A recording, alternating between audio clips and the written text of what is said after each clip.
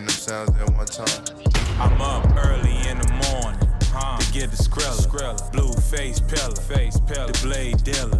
Make a nigga forfeit, cause I'm the realest. Hey, niggas talking short shit, I need a million. Big stepper, yeah, bitch I be stepping. Cooling kit with the flip switch, bitch that's the weapon. No drama.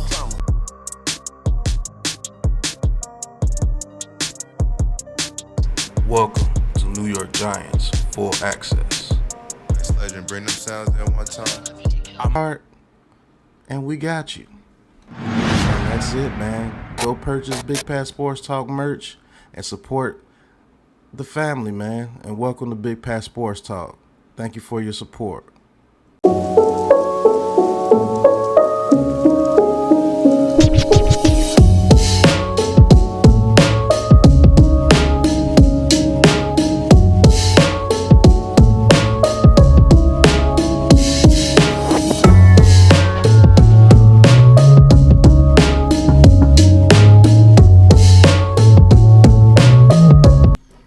What's going on YouTube, Instagram, Twitter, all platforms? Welcome to another episode of New York Giants Full Access with your boy Big Pat Sports Talk. And today's subject, Mr. Louis Riddick goes ham on the New York Giants organization as a whole. And I have to admit, you may not like Louis Riddick, and you may not like some of the things that he said in the past when he was trying to get the actual GM job with the New York Giants. But on this instance right here, I believe he hits the nail on the head, man. He says some things that, hey, people like me, NYG22 Unpopular Opinion Sports, G Nation Inside Sports, Big Blue Lou, The Miz, Classified 3F with Joe, Big Blue Crew, we've said some similar things. But let's listen to what the man had to say, and then we're going to talk about it, because it's time for some real talk with this New York Giants fan base and with this New York Giants organization. So let's hear what he has to say. 13 months ago, their owner, John Mara, said, "We've done everything we've could. We've done everything in the world, everything possible to screw this kid up in terms of the structure that they put around him with the coaching staff, the support he had on the offensive line, the support he had at the skill positions, all of it." And then just, in March of last year, almost to the day, they gave him a contract, $36 million signing bonus, $92 million guaranteed. $36 million to sign. That's his money. $92 million virtually guaranteed. He played 6 games this year. He was sacked 30 times in 6 games.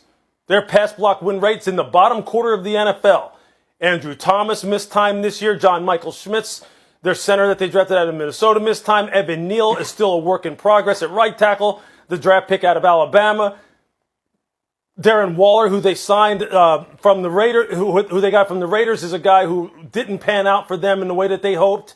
They have no weapons on the perimeter, and now all of a sudden, now they're done.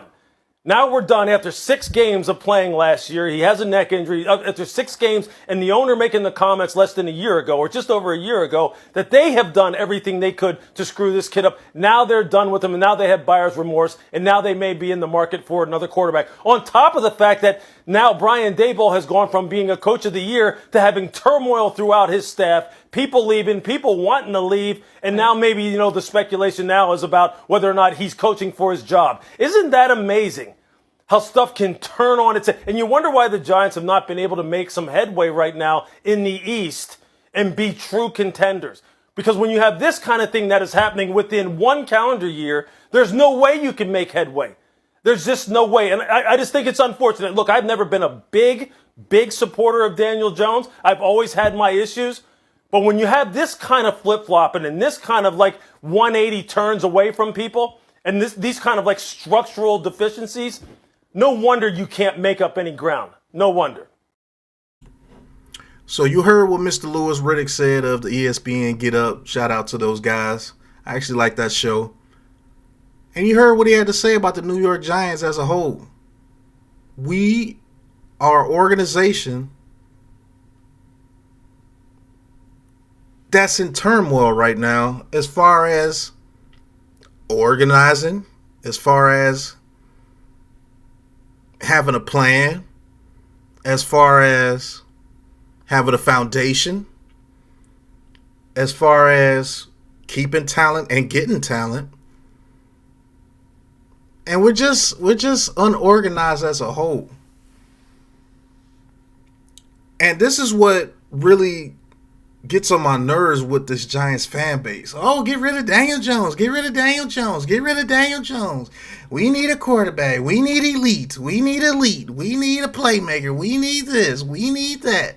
Oh my God. Go get Michael Penix Jr. Go get Drake May. Go get Caleb Williams. Go get Jaden Daniels. Oh, get this quarterback. We get a quarterback. We're on the way. We get a quarterback.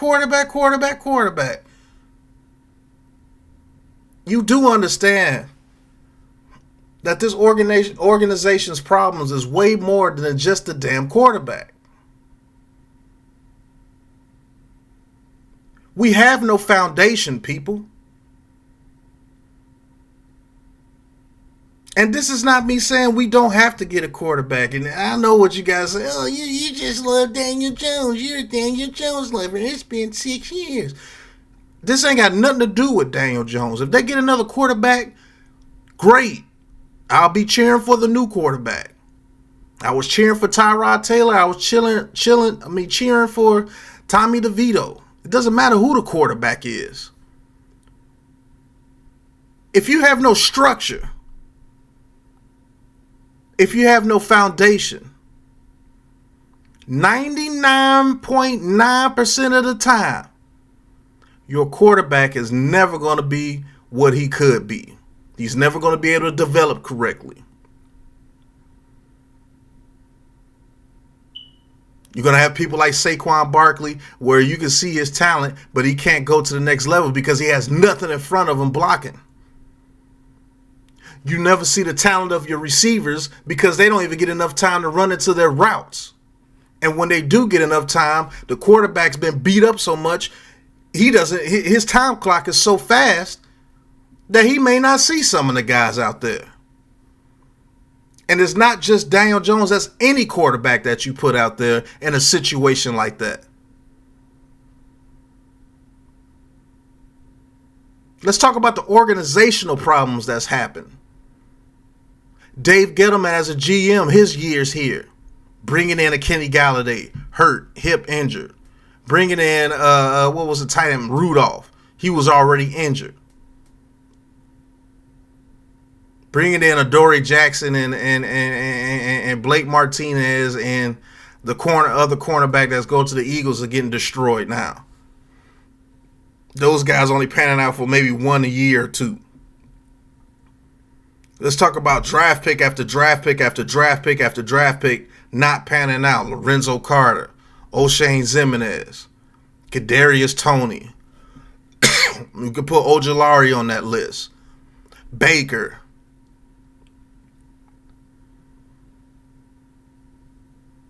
The non-development of offensive linemen.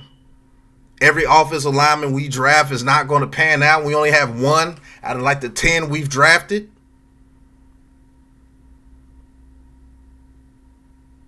Let's talk about the organizational problems. Let's talk about the development problems.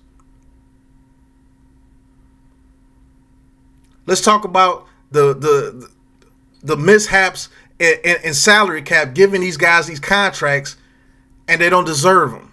Let's talk about getting rid of some of the talent that we do have, BJ Hill.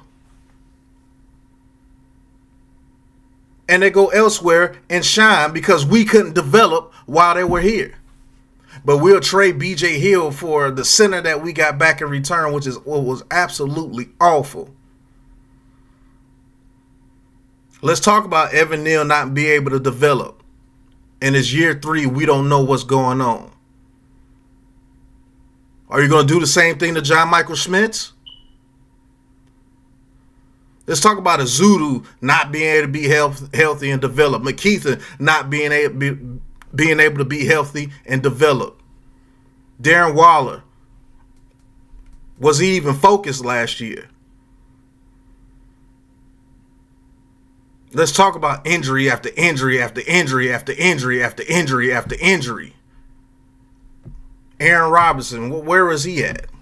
Wan'Dale Robinson was just healthy this year and got hurt a little bit this year. Was getting rolling last year, then tears his ACL. Saquon Barkley hurt. Daniel Jones hurt. Andrew Thomas hurt. John Michael Schmitz hurt. Ojulari hurt. Let's talk about his development. Cordell Flott got hurt. Development okay.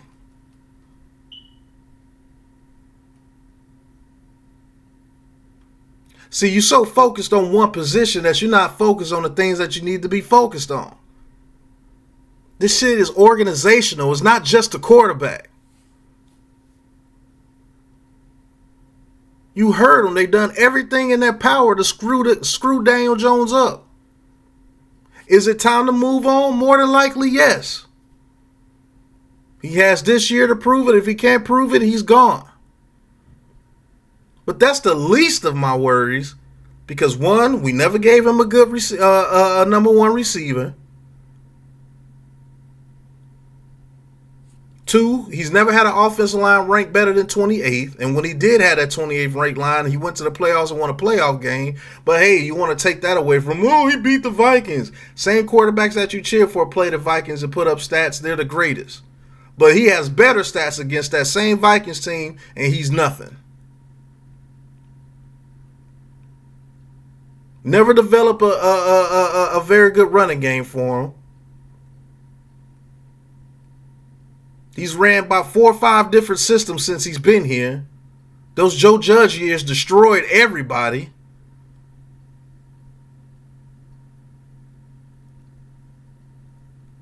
I mean,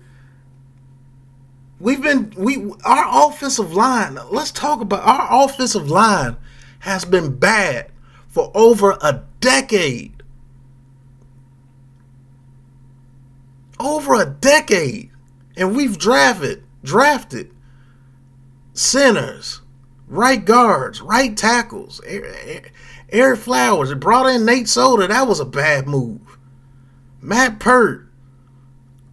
I mean, you brought in Glowinski. You draft Azudu and McKeithen. You draft, oh my God. Like none of the linemen pan out except for one. That's Andrew Thomas. Nobody else pans out.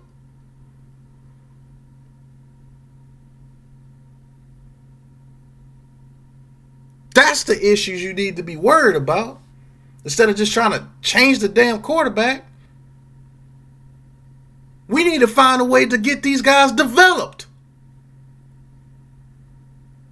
So your quarterback can develop and become something.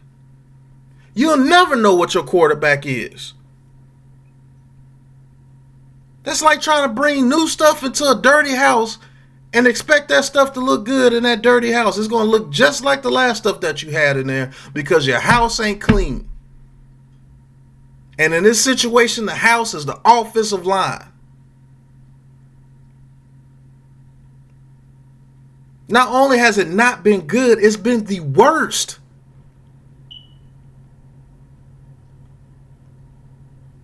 And you're going to keep bringing in quarterback. Destroy Eli Manning's career. Destroy Daniel Jones' career. Tyrod Taylor getting hurt after every other play. Tommy DeVito having a couple of good games. And come on, man.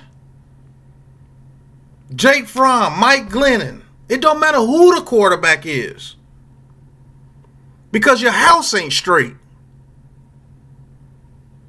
How can you sit here as a New York Giants fan and look at your division and look what they were built upon? The offensive line. While we've been bad for over a decade, they've been good for over a decade. Hall of Famers throughout those offensive lines. Dak Prescott ain't no cold quarterback. Jalen Hurts ain't no cold quarterback. But guess what? They got a cold running game behind them, and they got some cold offensive linemen in front of them.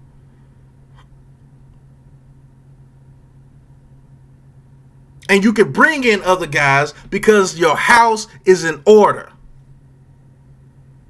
And you go from there. You can run a very good scheme if your house is in order. When your quarterback's protected. When your running back has lanes to run through. But instead, we want to get flying flashy and try to bring people into a messed up foundation and expect them to go crazy. It's not going to work.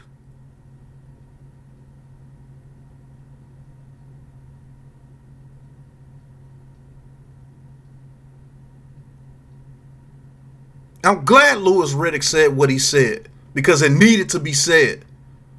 This organization as a whole has failed every last player on that field.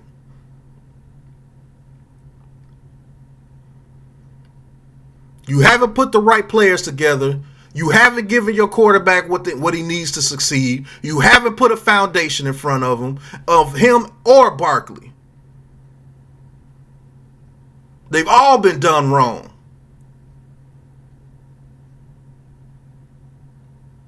That's why I'm not focused on no damn quarterback all the time. Because until you put something in front of them that can allow them to develop and bring out the best out of them, you're never going to get anything done. All you're going to do is get them messed up too.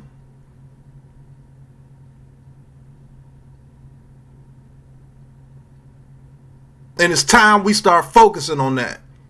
I want to see some offensive linemen get drafted. I want to see some offensive linemen getting pulled in from free agency. And damn it, make sure they can block for whoever the damn quarterback is. I don't care if it's Tyrod Taylor, Tommy Cutlass, Daniel Jones, Michael Penix, Drake May, J.J. McCarthy, Bo Nix, Mixon. I don't give a shit who it is. Protect them. And let's see what the hell we got.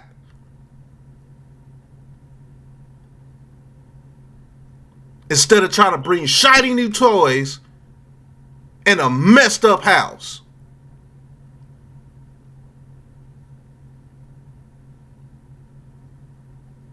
A house with no foundation crumbles every time.